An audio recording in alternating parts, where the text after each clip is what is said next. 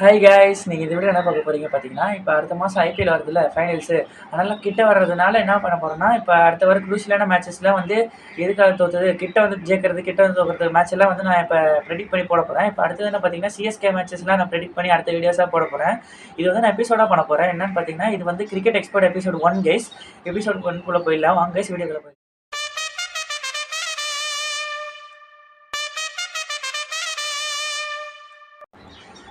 Guys, first வீடியோக்குள்ளே போகிறதுக்கு முன்னாடி நான் ஒன்றே சொல்லிடுறேன். நேற்று நடந்த பஞ்சாப் மேட்ச் தோற்றுதுல, பஞ்சாப் தோற்றது வந்து அந்த இப்போ பஞ்சாப் நேற்று சிஎஸ்கே நேற்று மும்பைக்கு பஞ்சாப் நடந்த மேட்ச் வந்து தோற்றுது. ஏன் தோற்றுதுன்னு கேட்டிங்கன்னா, அது ஒரு 3 ரீசன் எடுத்து வச்சுருக்கேன். ஃபஸ்ட் ரீசன் பார்த்தீங்கன்னா, ஓப்பனர்ஸு மிடில் ஆர்டர்ஸில் ஒழுங்காக பர்ஃபார்ம் பண்ணல, அது ஃபஸ்ட் ரீசனு.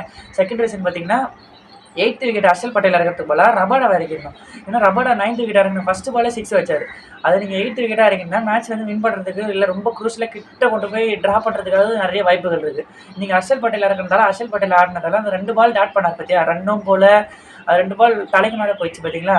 அந்த பால் இதே ரபாடா இருந்தால் கொஞ்சம் 6 இல்லை 4 அந்த மாதிரி எதாவது கன்வெர்ட் பண்ணிருப்பாரு. அதனால ரபாடா கொஞ்சம் முன்னாடி இறக்கிருந்தா மேட்ச் வின் பண்ணுறதுக்கு நிறைய வாய்ப்புகள் இருக்குது. அது செகண்ட் ரீசன் தோக்கிறதுக்கு. தேர்ட் ரீசன் பார்த்தீங்கன்னா, ரபாடா வந்து 9th விக்கெட் வரைக்கும் 6 அடிச்சார்ல, அப்புறம் 2வது ரன் ஓடும், 2 ரன் ஓடினார்ல. ஃபஸ்ட் ரன் ஓடிட்டு அதோட நிறுத்திருக்கணும். அப்புறம் ஹர்ஷல் பட்டேல் கிட்ட ஸ்ட்ரைக் கொடுத்துட்டு அப்புறம் அவர் சிங்கிள் எடுத்துட்டு இவர்கிட்ட கொடுத்துருந்தாலும் பரவாயில்ல. அதை விட்டு ஒரு 2வது ரன் ஓடினார். 2வது ரன் ஓடணும் மிஸ்டேக் இல்லை கைஸ். இப்போ 2வது ரன் ஓடும்போது ஃபஸ்ட் ரன் ஓடும்போது நம்ம எப்பவுமே நார்மலாக ஓடிடலாம். செகண்ட் ரன் ஓடும்போது நம்ம என்ன பண்ணுவோம்னா, ஃபீல்டர்ஸ் கையில் பால் கிடைக்குது இல்லை, ஃபீல்டர் வந்து பால் கையில் எடுத்து கரெக்டாக ஸ்டெம்பை பார்த்து ஏம் பண்ணும்போது நம்ம வந்து நார்மலான கிட்ட கிரீஸ் கிட்ட வந்துட்டோன்னா அப்படியே தேய்ச்சினே ஃபாஸ்ட்டாக ஓடிடணும். இதே நம்ம வந்து மிடில் ஆஃப் த கிரீஸ் அப்போ தான் இருக்கணும், ஃபாஸ்ட்டாக ஓடி போய் அப்படியே ஸ்லைடிங் அப்படியே தேய்ச்சினே போய் லேண்ட் பண்ணிருக்கணும். அவர் என்ன பண்ணிட்டாருன்னா ஃபஸ்ட் ரன் மாதிரி அப்படியே போயிட்டார். அதான் ஸ்டப் பண்ணிட்டார், அந்த மிஸ்டேக் தான் பண்ணிட்டார். அதனால தான் இந்த 3 ரீசனால தான் வந்து நேற்று பஞ்சாப் தோற்றது நான் சொல்லுவேன். வாங்க நம்ம ப்ரெடிக்ஷனுக்குள்ளே போயிடலாம். ப்ரெடிக்ஷனை பொறுத்த வரைக்கும் நம்ம இன்றைக்கி மேட்ச் சிஎஸ்கேக்கும் லக்னோவுக்கும் மேட்ச். அது எங்கன்னு பார்த்தீங்கன்னா லக்னோ ஸ்டேடியத்தில் லக்னோவில் நடக்குது. அது பார்த்தீங்கன்னா நம்ம ப்ரெடிக்ட் பண்ண போகிறோம். என்னன்னு பார்த்தீங்கன்னா, இன்றைக்கி நடக்க போகிற சிஎஸ்கேக்கு லக்னோ மேட்சுக்கும் சிஎஸ்கே டாஸ் வின் ஆச்சுன்னா நான் சேசிங் தான் ஃபஸ்ட் எடுக்க சொல்லுவேன். ஏன்னு கேட்டிங்கன்னா, ஃபஸ்ட்டு சேசிங் எடுக்கும்போது அதிகமான இப்போ கரண்டில் அதிகமான டோட்டல் ஸ்கோர் அதிகமான அந்த கிரௌண்டில் ஆடி ஸ்கோர் எடுத்துருக்க பார்த்தா 150 155 அது மாதிரி தான் அடிக்க முடியுது. அதுக்கு மேலே அடிக்க முடியல. அதில் லோ டோட்டல் ஸ்கோர் தான் அடிக்க முடியாது அந்த கிரௌண்டில். இப்போதைக்கு பார்த்தீங்கன்னா அந்த பிச்சர் தான் அடிக்க முடியுது. நீங்கள் ஃபஸ்ட்டு சேசிங் எடுத்துட்டிங்கன்னா நல்லா விக்கெட் எடுத்து டிஃபெண்ட் பண்ணி நல்லா ரன்னில் ஒரு 170 150 அந்த மாதிரி 190 கிட்ட கொண்டு வந்துருந்தா போதும். அது வரைக்கும் எடுத்துகிட்டு வர முடியுது. அது வரைக்கும் எடுத்துகிட்டு வந்தாலே போதும். ஏன்னு கேட்டிங்கன்னா, ஃபஸ்ட்டு நம்ம செகண்ட் பேட்டிங் ஆடும்போது என்ன பிரச்சனைனா, ரொம்ப டியூ நைட்டு, அதனால் டியூ ஆகிடும். ரொம்ப பவுலிங் போட முடியாது நம்மளால. பவுலிங் போட்டால் ஸ்கிட்டாகும், பாலில் வந்து டியூ வந்துடும் நிறையா. அதனால் செகண்ட் இன்னிங்ஸில் பவுலிங் சூஸ் பண்ணுறது நான் அவாய்ட் பண்ணுவேன்னு சொல்லுவேன். ஆனால் ஃபஸ்ட் இன்னிங்ஸில் நம்ம எப்பவுமே சேசிங் தான் எடுக்கணும் இந்த கிரௌண்டில் பொறுத்த வரைக்கும். இன்றைக்கி பார்த்தீங்கன்னா சேசிங் தான் எடுக்க சொல்லுவேன் நான். ஏன்னு கேட்டிங்கன்னா, இது டியூ இருக்கும்.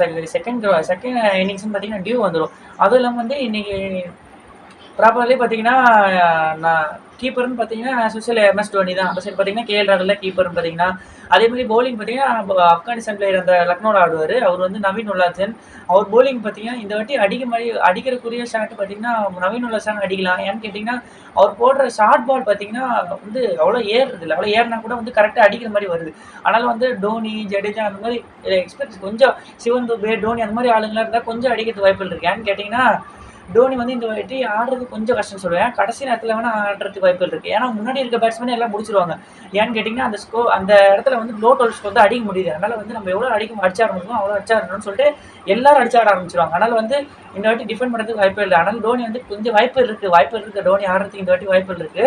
இந்த மேட்ச் இன்னைக்கு நைட் ஆடுறதுக்கு வாய்ப்பு இருக்குது. அதான் கைஸ் என்னோட ப்ரெடிக்ஷன். வேறு தான் கைஸ் என்னால் சொல்ல முடியும். கிரிக்கெட் எக்ஸ்பர்ட் எபிசோட் 1 முடிஞ்சிச்சு கைஸ். நம்ம வந்து கிரிக்கெட் எக்ஸ்பர்ட் எபிசோட் 2 அடுத்தது நம்ம போட போகிறோம். எப்போனா இனி வர மேட்ச்லாம் சிஎஸ்கே மேட்ச்லாம் நம்ம ப்ரெடிக்ட் பண்ணி போட போகிறோம் guys. Okay, bye guys, thank you for வாட்சிங், பை.